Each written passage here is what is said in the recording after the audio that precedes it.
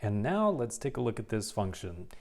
In here, I'm asking for the domain, and the domain means what are all the possible x values. So what could x be? Sometimes it's easier to say what x cannot be, but let's look at this particular problem and see. So there's basically two rules. One is, in no particular order, but one is you cannot divide by 0. Not divide. Sorry about that. Take 2. You cannot divide by 0. So whatever the bottom is, the bottom cannot equal 0. And the other one is we're not dealing with imaginary numbers, so you cannot take the square root of a negative.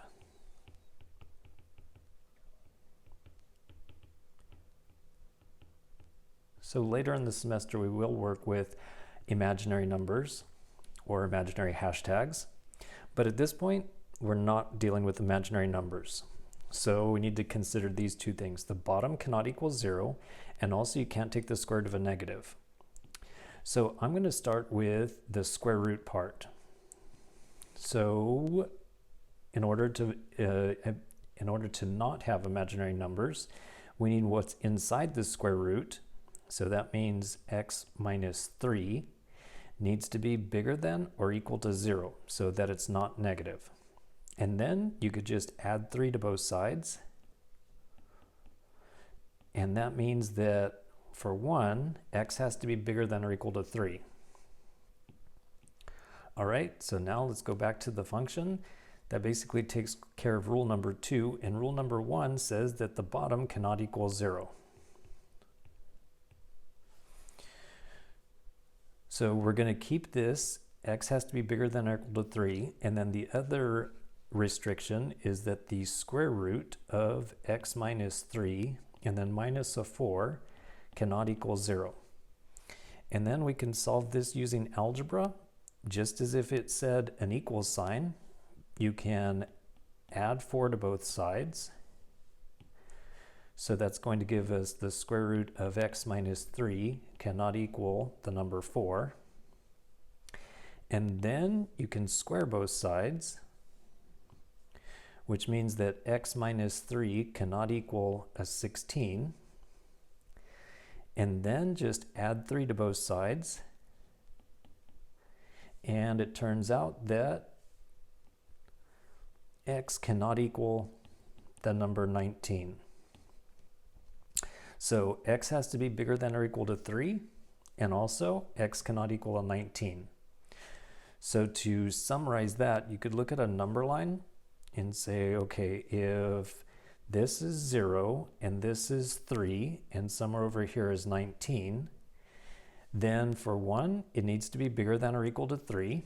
So that means that it's going to be nice shading. It's going to be like this. But then it cannot include the 19. After the 19, it can continue.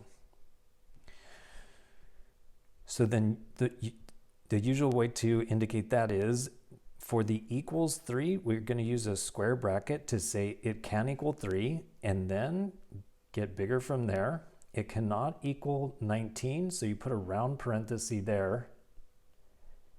And then it keeps going forever.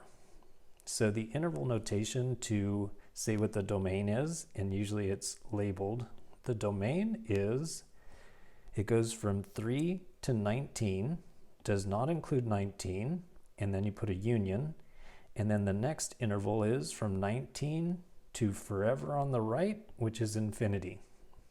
So that is the domain. And now I want to take a look at the graph and see if this makes sense.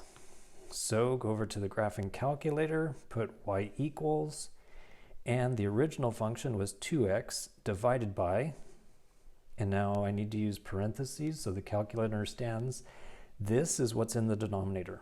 There's a square root of x minus 3, and then get out of the square root. After that, put minus 4, and then parenthesis. And then take a look at the graph. And you'll notice that to the left of 3, there is nothing. So 4, 5, 6, it's fine. But when you go to the left of 3, there's nothing there. And in the upper left-hand corner, you can see it says non, which is not talking about non-bred. It's talking about that it's non-existent.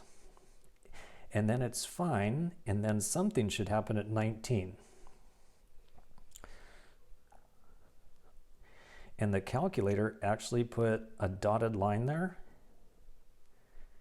at 19, which means that there's an asymptote. The function doesn't exist. You can also try, if you go to second calculate, you can put in the number 19, and then it says non again because it does not exist, non-existent.